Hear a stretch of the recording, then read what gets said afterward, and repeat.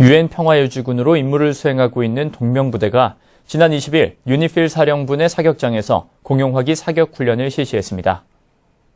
스틸스톰이라고 불리는 이번 훈련은 유니필 주관으로 공용화기 운용 능력 점검과 사격 능력 향상을 위해 실시됐습니다.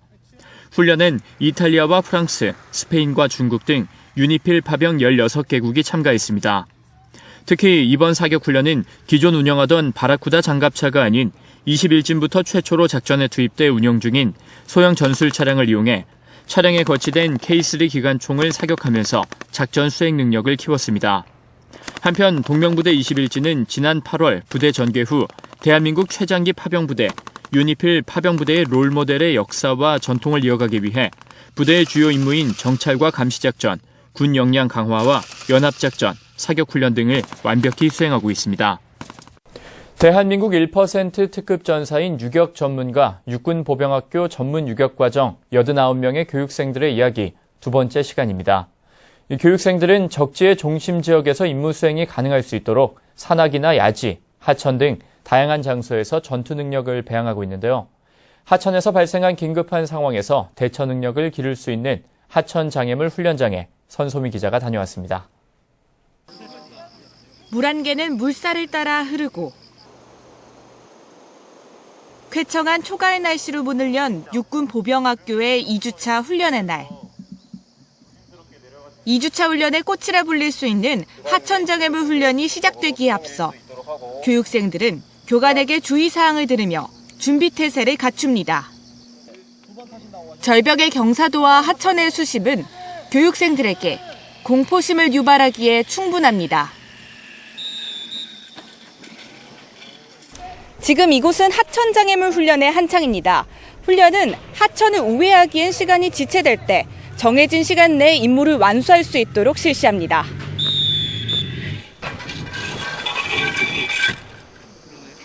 하천장애물 훈련은 긴급한 상황이 발생했을 때 기구를 이용해 물을 빠르고 정확하게 건널 수 있도록 연습하는 훈련입니다. 평소 물에 공포심이 있거나 고소공포증이 있는 교육생 같은 경우에는 이 훈련을 통해 두려운 마음을 극복할 수 있습니다. 적 후방지역 침투간 생존성을 보장한 상태에서 기습의 효과를 달성하거나 적의 추격으로부터 이탈할 수 있는 전투 기술을 숙달하기 위해 실시합니다. 이날 교육에 임한 유일한 여군 지원자인 신민영 하사는 강한 여군이자 리더십 있는 간부가 되고 싶다며 하천장애물 훈련을 마친 소감을 밝혔습니다. 극한 상황에서도 팀원들을 이끌며 끝까지 임무를 완수하기 위해서 유격에 대한 전문 지식이나 능력을 배양하려고 지원했습니다. 가끔 정신적으로나 아니면 체력적으로 한계에 부딪히지만 다시 한번 다잡고 극복해 나가고 있습니다. 고통 없이 얻는 것은 없다는 것으로 끝까지 해내면서 레인저라는 칭호를 받고 싶습니다. 교육생들은 앞으로 남은 기간 지금까지 익혀온 기초체력 다지기와 유격 전투 기술을 바탕으로 보다 실전에 도입할 수 있는 유격 전술을 습득할 예정입니다. 국방뉴스 선소미입니다. 정경두 국방부 장관과 제임스 매티스 미 국방장관이 27일 저녁 전화통화를 하고 한반도 평화정착 분위기 속에 긴밀한 한미 공조의 필요성을 공감하고 협력해 나가기로 했습니다. 문영구 기자입니다. 정경두 국방부 장관이 취임 후 제임스 매티스 미국 국방장관과 첫 통화를 했습니다. 양 장관은 27일 저녁 전화통화를 통해 최근 일정을 소화한 평양 남북 정상회담과 뉴욕 한미 정상회담 이후 한반도 비핵화와 평화 정착을 위한 한미 공조 방안에 대해 논의했습니다. 우선 매티스 장관은 전화통화에서 정경두 장관의 취임을 축하하면서 과거 정 장관이 합참의장 재직 기간 동안 훌륭한 리더십을 발휘해 준 것에 대해 감사의 뜻을 전했습니다.